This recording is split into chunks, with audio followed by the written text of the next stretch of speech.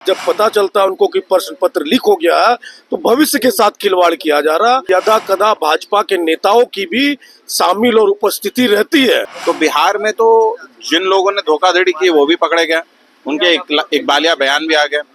युवाओं को जल्द से जल्द दोबारा एग्जाम करा करके उनके अधिकार उन्हें वापस देने चाहिए, चाहे सरकार किसी की भी हो। कि देश का शिक्षा मंत्री दिन में ये कहते हैं कि किसी तरह का कोई स्कैम हुआ नहीं और शाम को सुप्रीम कोर्ट स्वतः इस पे संज्ञान ले लेती है।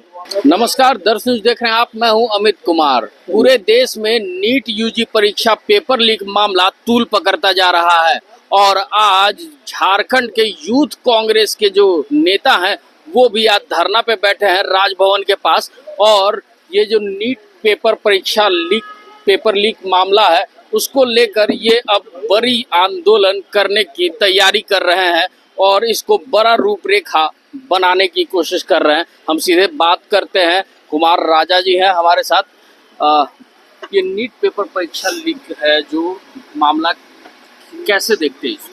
देखिए, 2 नीट की परीक्षा ली गई, एक अंडर ग्रेजुएट है, पोस्ट ग्रेजुएट का। जो पोस्ट ग्रेजुएट के जो अनियमितता है उसके बाद उसको कैंसिल कर दिया गया और अंडर ग्रेजुएट में बहुत सारी अनियमितताएं देखी गई है क्योंकि एक परिवार 7-7 लोगों के नाम है और बहुत 24 लाख बच्चों ने एग्जाम दिया है। तो इन सारे बच्चों को लग रहा है कि उनके भविष्य खिलवाड़ किया जा रहा है और युवा कांग्रेस लगातार पूरे देश भर में आप देखेंगे कि युवाओं के मुद्दों को लेकर आक्रोशित है, आंदोलित है। इसके कारण आप देखेंगे चुनाव का जो परिणाम आया, मुझे लगता है युवा कांग्रेस की बहुत खास भूमिका रही। वो सफल रहे युवाओं के नब्ज को पकड़ने में, उनकी आवाज़ बनने में, उनकी लड़ाई लड़ने में, और इस चीज़ों को देश ने देखा। उसी कड़ी के तहत अगर आप देखिएगा, जो सबसे बड़ा मुद्दा हमारे सामने, युवा कांग्रेस आज प्रदेश भर का प्रदर्शन रखा गया। प्रदेश अध्यक्ष हमारे यूथ के बैठे, पूर्व प्रदेश अध्यक्ष बैठे, राष्ट्रीय सचिव आए, और ये लड़ाई जब तक हम किसी मुकाम तक नहीं पहुंचाएंगे, सड़क से लेकर संसद तक इस लड़ाई को युवा कांग्रेस पार्टी लड़ने का काम करेगी। कॉलेजों में छात्रों के हित के लिए जो भी आप लड़ाई लड़ते हैं, क्या पूरे देश में इसको लेकर आगे जाएंगे? देखिए, निश्चित तौर पे, और जिस प्रकार का केंद्र सरकार की रवैया रही है, जहां जहां प्रश्न पत्र लीक हो रहा है, आप देखिएगा कहीं ना कहीं वो भारतीय जनता पार्टी की सरकार है। वहाँ चाहे हरियाणा की बात करूं, उत्तर प्रदेश की बात करूं, बिहार की बात करूं, तो मुझे तो ऐसा लगता है ये एक सोची समझी साजिश के तहत छात्रों के भविष्य के साथ खिलवाड़ किया जा रहा है। और लगातार लाखों छात्र परीक्षा में बैठते हैं और परीक्षा में बैठने के बाद जब पता चलता है उनको कि प्रश्न पत्र लीक हो गया है तो भविष्य के साथ खिलवाड़ किया जा रहा है। और उस पर आप देखिएगा यदा कदा भाजपा के नेताओं की भी शामिल और उपस्थिति रहती है जो प्रश्न पत्र लीक होता है उसमें।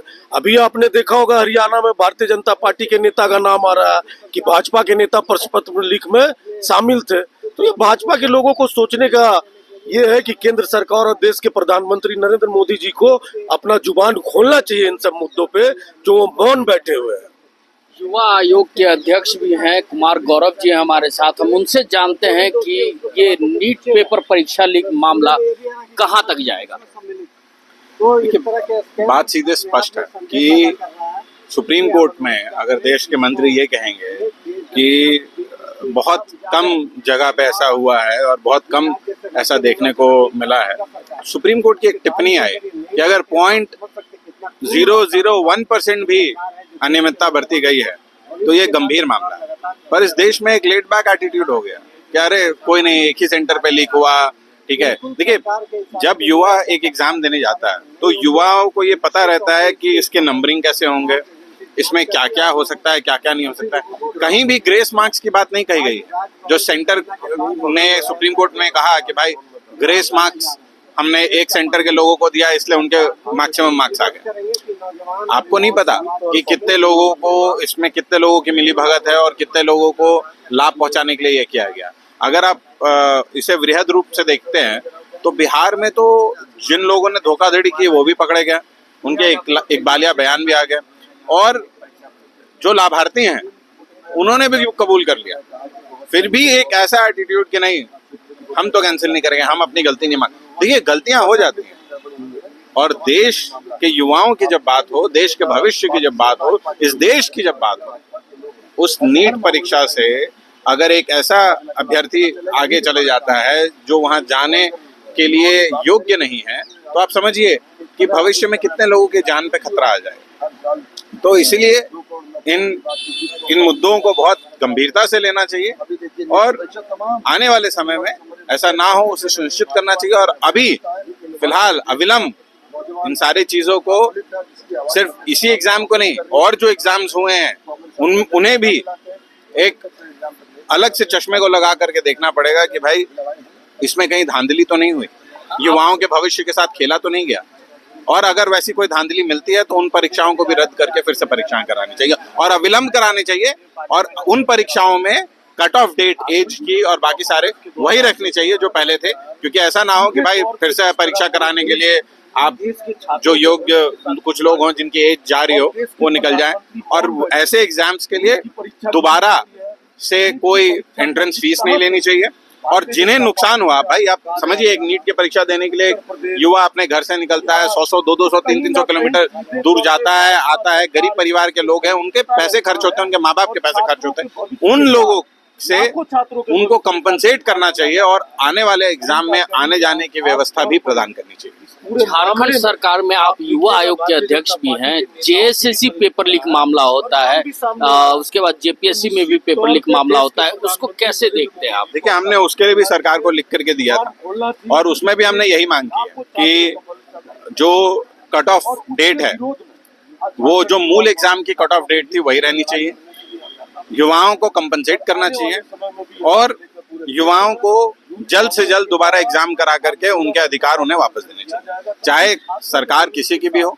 युवा आयोग के अध्यक्ष के तौर पर ये मेरा कर्तव्य है कि मैं इन प्रश्नों को उठाते रहूं और मैं उठाते रहूंगा। हमने राज्य सरकार को भी चिट्ठी लिखी है कि भाई आप जल्द से जल्द दोषियों पे कार्यवाही करें और तुरंत एग्जाम करवाएं और उस एग्जाम में भी फिर से आप एडमिट कार्ड के लिए फॉर्म ना भराएं, लोगों से क्या कहते हैं फिर से फीस वीस ना ले और जैसे मूल स्वरूप में एग्जाम हुआ था उसी स्वरूप में वापस एग्जाम करवाएं।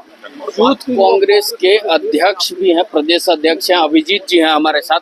हम उनसे जानने की कोशिश करेंगे कि अब इसकी रूपरेखा क्या होगी, इस धरने की रूपरेखा क्या होगी, आगे की रणनीति क्या होगी। देखिए, लगातार जिला के अंदर में हम लोग विरोध करा रहे थे। आज राजभवन के समक्ष इस बात को लेकर विरोध कर रहे हैं कि युवाओं को, यहाँ के छात्रों को न्याय मिले। और दुर्भाग्य की बात है कि देश का शिक्षा मंत्री दिन में ये कहते हैं कि किसी तरह का कोई स्कैम हुआ नहीं और शाम को सुप्रीम कोर्ट स्वतः इस पर संज्ञान ले लेती है। तो कहीं ना कहीं न्यायपालिका और सरकार विपरीत दिशा में चल रही है और सरकार के ऊपर इस देश का लोग कहीं ना कहीं संदेह के साथ देखने का काम कर रहे हैं, क्योंकि सरकार का नियत कभी रहा ही नहीं कि देश के नौजवानों को रोजगार दिया जाए, देश के नौजवानों को मजबूत शिक्षा के साथ जोड़ा जाए और अपने लोगों को लाभ दिलाने के लिए 30, 35, 40 लाख रुपया का लूट मचा करके काबिल नौजवानों को रोकने का प्रयास नीट के एग्जाम के माध्यम से किया गया, जिसकी घोर निंदा प्रदेश युवा कांग्रेस करती है। और इसके साथ ही पार्लियामेंट का घेराव भी 27 तारीख को हम लोग करने जा रहे हैं। अगर ये गूंगी, बहरी और अंधी सरकार नहीं मानती है तो आपके चैनल के माध्यम से हम देश के नौजवानों को अपील करना चाहते हैं कि इस लड़ाई में बल दीजिए। सड़क पे आपको उतरना होगा, आप निश्चित तौर से उतरें, न और ताकत के साथ उतरिए ताकि इस सरकार को आईना हम दिखा सकें। अब मैं इस कार्यक्रम को आगे बढ़ाते हुए हजारीबाग के परीक्षा को लेकर अब युवा कांग्रेस अब पूरे देश भर में आंदोलन करने को तैयार है और संसद भवन का घेराव करने की भी बात कर रहे हैं। 27 जून को ये अब आगे की रणनीति बनाए हैं कि दिल्ली पहुंचेंगे और इस परीक्षा पेपर लीक मामले के दोषियों को सजा दिलवा कर रहेंगे। ऐसे ही तमाम खबरों के साथ जुड़े रहने के लिए हमारे चैनल को लाइक और सब्सक्राइब जरूर करें। अमित कुमार, दर्श न्यूज़, रांची।